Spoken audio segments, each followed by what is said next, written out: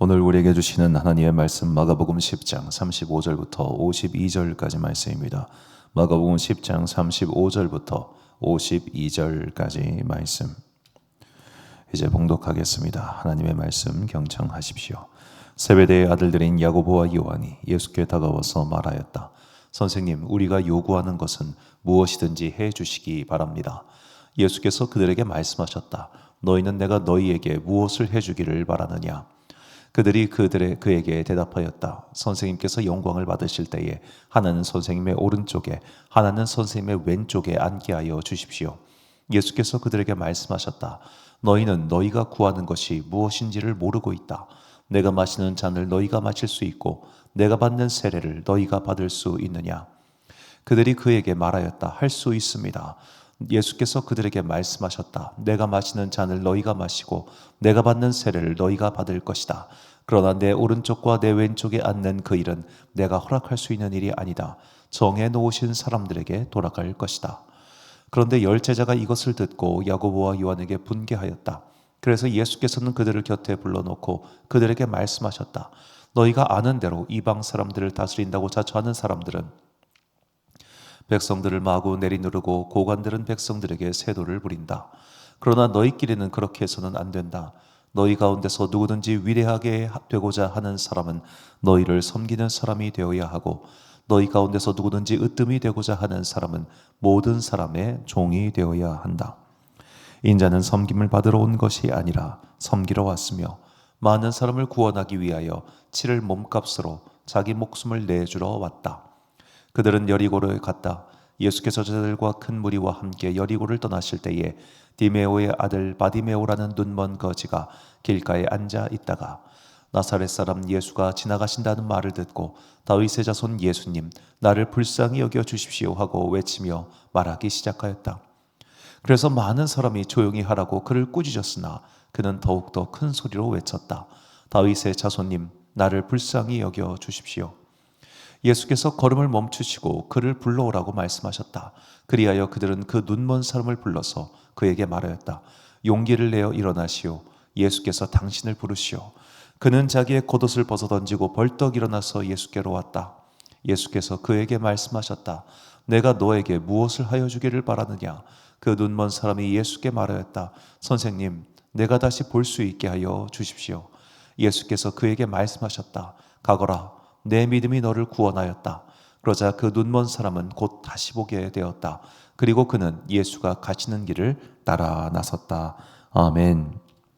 간절한 그 한 가지 소원이란 제목으로 하나님의 말씀 선포하겠습니다. 오늘 본문에는 두 가지 집단, 각자 소망을 가진 두 가지 집단이 등장합니다. 자, 한 명의 소망은 제자들의 소망이었습니다. 세베대의 아들 야고보와 요한은 예수님께 다가와서 말합니다. 부탁합니다. 우리가 당신의 나라가 올 때에 하나는 우리 당신 오른쪽에 하나는 또 당신 왼쪽에 앉게 하여 주십시오. 그들은 예수님께서 받으실 영광의 자리에서 각각 1인자와 2인자가 되고 싶었던 것이죠. 형제니까 양쪽에 다. 이것이 그들의 소망입니다. 그런데 이들은 이 말을 하기 전에 예수님께 이렇게 말씀하시죠. 해 주시기를 바랍니다. 해 주실 수 있냐도 아니고 해 주옵소서도 아니고 그야말로 해 주시기를 바랍니다. 거의 압박 수준입니다. 이런 게 아닐까요? 우리가 지금까지 당신 옆에서 고생 참 많이 했다. 3년 동안 혹은 그 이전부터 우리 꽤 수고했다. 그러니 당연히 우리 몫을 먼저 챙겨줘야 한다. 자, 그렇게 요구를 한 것이죠. 자, 그들의 이게 요구인지 소망인지 소원인지 모를 그런 제자들의 욕망이 있습니다.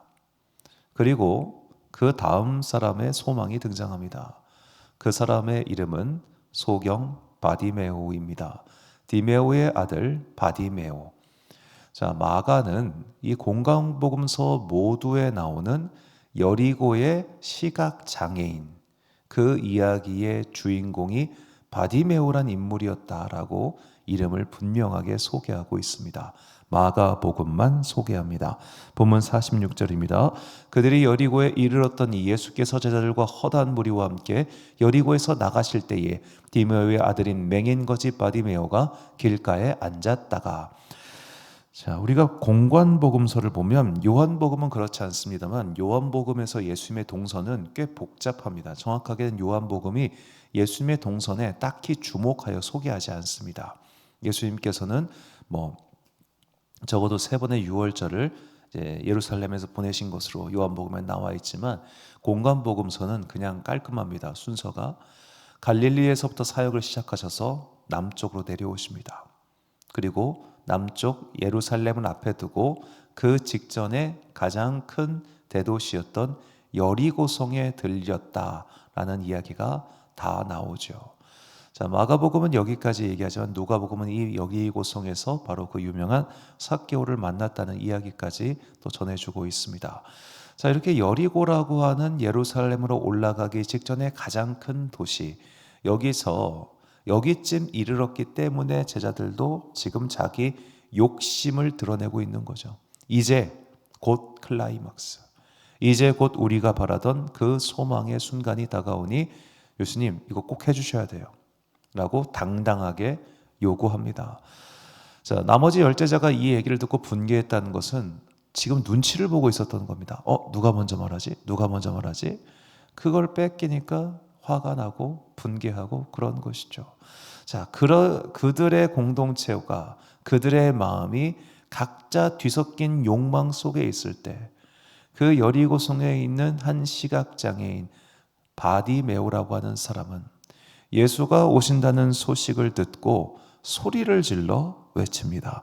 본문 47절과 48절 말씀입니다. 나사렛 예수시란 말을 듣고 소리질러 이르되 다윗의 자손 예수여 나를 불쌍히 여기소서 하거늘 많은 사람이 꾸짖어 잠잠하라 하되 그가 더욱 크게 소리질러 이르되 다윗의 자손이여 나를 불쌍히 여기소서 하는지라. 아멘. 자, 이 장면을 우리가 머릿속에 그려봅시다. 예수님께서 이 바디메오가 아마도 앉아 있었겠죠. 앉아서 구걸하는 그 장소에 지나가신다는 보장이 어디 있습니까? 그 큰 도시 여리고에서 하필이면 바디메오가 앉아있는 그곳에 예수님께서 지나가신다는 보장이 어디 있습니까? 아마도 바디메오는 그 당시에 거의 슈퍼스타 같았던 예수님께서 오신다는 소문을 들었을 겁니다. 언제쯤 오시려나 기다리고 있었을 겁니다. 그리고 사람들의 웅성거리는 소리가 커지자 그때부터 부르짖기 시작하는 겁니다. 다윗의 자손 예수여 나를 불쌍히 여기소서라고 말이죠. 그가 어디쯤에 있을지, 가까이 왔는지 멀리 왔는지, 내 목소리가 닿을지 안 닿을지 모르는 그 상황에서 그는 간절함을 넘어선 정말로 온 폐부를 끌어다 쓰는 소리를 질렀을 겁니다. 그리고 사람들이 말합니다. 시끄럽다고. 왜 주변 사람들이 시끄럽다고 했을까요? 물론 가까이 와서 시끄럽다고 할 수도 있겠지만 제가 상상하건대 아직 안 왔어요. 예수님 저쪽에 있어. 야, 네 목소리 안 들려. 시끄러워. 그러거나 말거나 그는 내 목소리가 닿기를 말하는 간절함으로 외치고 있었던 거죠. 자, 이 바디메오라고 하는 사람의 처지가 얼마나 처량한가. 우리가 보통 이제 다른 예수님의 치유 사건을 보면은 누군가 데리고 가주잖아요. 데려가 줄 사람도 없는 겁니다. 야, 가까이 데려와줘가지고 여기서 소리 지르라고 그럴 사람도 없는 거예요. 그러니까 제발 좀 들렸으면 하는 바람으로 그 자리에서 간절하게 외치고 있었기 때문에 예수님께서는 그 목소리를 들으시고 그를 불러오라고 하십니다. 자, 그를 불러오시자 예수님께서 물어보십니다. 본문 51절 말씀. 예수께서 말씀하여 이르시되 내게 무엇을 하여 주기를 원하느냐? 맹인이 이르되 선생님이여 보기를 원하나이다. 자, 이 바디메오의 소망과 아까 세베대의 두 아들이 요구한 소망을 비교해 봅시다. 이들도 소망이 있었고 바디메오도 소망이 있었습니다. 자, 그런데 이 소망을 이루기 위한 이들의 자세가 달랐습니다. 일단 소망이 잘못됐다, 잘됐다 이 여부는 차치합시다. 그런데 이 소망을 이루기 위한 그들의 방법이에요. 자, 바디메오는 자기의 소망을 이루기 위해 전심을 다해 주님의 이름을 부르며 외쳤습니다. 세베대의 두 아들은 자기의 소망을 이루기 위해 뭘 했습니까? 물론 노력했겠죠. 그러나 그들은 예수님께서 붙잡히는 그 순간에 튀었습니다. 만약에 가정해보건대 세베대의 두 아들이 끝까지 남아서 나도 예수도당이다, 나도 같이 죽여라 라고 했다면 십자가에 달렸던 두 명은 강도가 아니라 세베대의 두 아들일 수 있었겠죠. 그러면 그들이 그렇게 말한 대로 하나는 예수님의 우편에, 하나는 예수님의 좌편에서 십자가의 영광을 함께 누렸을 겁니다. 그러나 그들은 그 결정적인 순간에 튀었습니다. 이게 차이입니다. 바디메오는 강렬한 그리고 매우 중요한 한 가지 소원이 있었습니다. 그래서 물러서지 않았습니다. 세베대의 두 아들은 위기가 온다 물러섰습니다. 위기가 오니까 물러섰다는 말은 애당초 그게 그들의 진정한 소원이 아니었다는 얘기예요.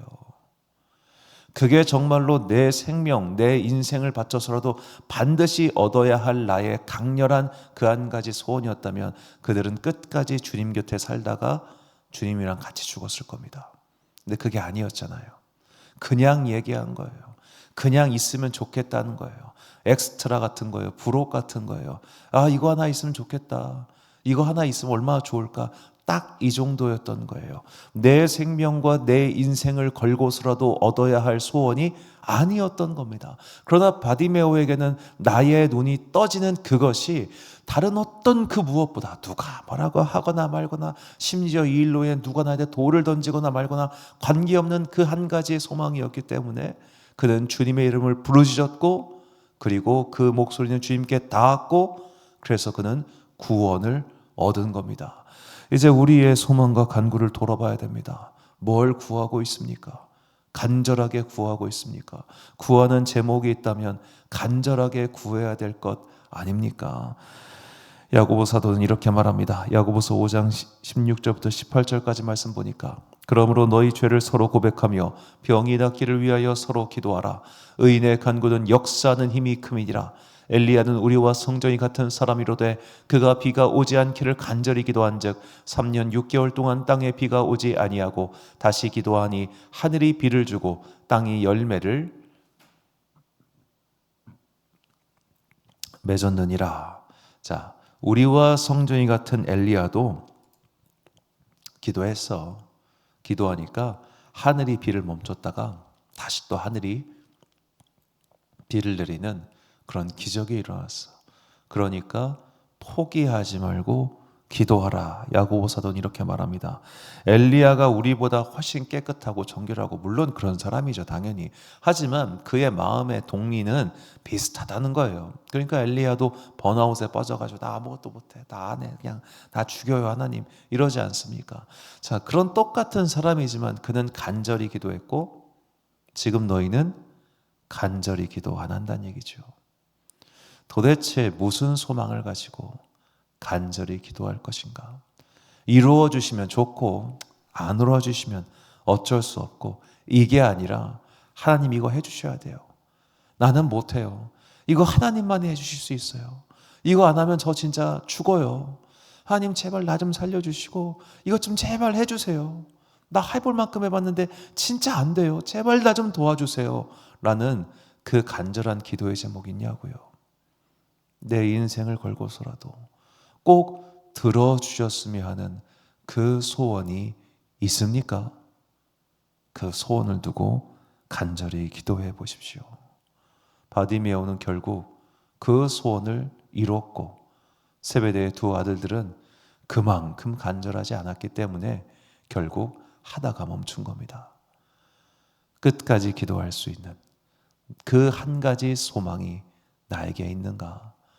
정말로 간절히 기도하고 바라는 그 한 가지 소원이 나에게 있는가? 그 기도의 제목을 찾으시고 구하심으로 말미암아 모두 응답받는 여러분과 제가 되시기를 주의 이름으로 축원합니다. 요한복음 18장 1절과 7절 말씀 같이 봉독하겠습니다. 예수께서 그들에게 항상 기도하고 낙심하지 말아야 할 것을 비유로 말씀하여 하물며 하나님께서 그 밤낮 부르짖는 택하신 자들의 원한을 풀어주지 아니하시겠느냐, 그들에게 오래 참으시겠느냐. 아멘. 사랑하는 지혜비 광성교회 성도 여러분, 그리고 이 새벽 함께 깨우고 계신 귀한 주님의 자녀 여러분, 그 한 가지 소망이 있다면 그 한 가지 소망을 위하여 끝까지 기도합시다. 포기하지 마시고 끝까지 기도합시다. 만약에 예수를 믿고 있음에도 불구하고 나에게 정말 내가 간절히 바라는 그 한 가지 소망은 뭘까? 내가 할 수 없기에 주님께 구할 수밖에 없는 그 한 가지 소망, 그것을 찾으시고 그것에 대해서 포기하지 말고 기도하십시오. 가다가 뭐가 안 돼, 에이 안 해, 이런 게 아니라 정말 오늘 부르짖고 또 부르짖었던 바디메오처럼 그 응답이 올 때까지, 확신이 올 때까지 포기하지 않고 기도하여 마침내 주님의 대답을 듣는 여러분과 제가 되시기를 예수님의 이름으로 축원합니다. 기도하겠습니다. 사랑과 은혜가 풍성하신 아버지 하나님, 참으로 감사합니다. 주님께서는 간절히 부르짖는 자들의 간구를 외면하지 않으시는 참으로 자비하신 하나님이십니다. 주님의 자비하심을 의지하여 오늘도 각자의 삶의 자리에서 기도하오니 주님, 우리의 간구를 들어주시옵소서. 외로울 때 친구가 되시고 괴로울 때 조력자가 되시고 내 삶의 소망이 끊어질 때 구원자가 되어 주시옵소서. 그리하여 포기하지 않고 기도함으로 말미암아 주님께서 우리를 위하여 예비하신 온갖 좋은 것들을 반드시 취할 수 있는 당신의 복된 자녀들 되게 하여 주옵소서. 오늘 2025년의 마지막 금요일입니다. 오늘 저녁에 함께 모여서 간절히 기도할 때에 이곳에 성령의 불이 임하게 하여 주시옵시고, 이곳에 들어오는 모든 사람들이 기도하는 가운데 성령님의 음성을 듣고 삶의 고민이 해결되고 삶의 방향을 결정할 수 있는 은혜와 회복의 시간 되게 하여 주옵소서.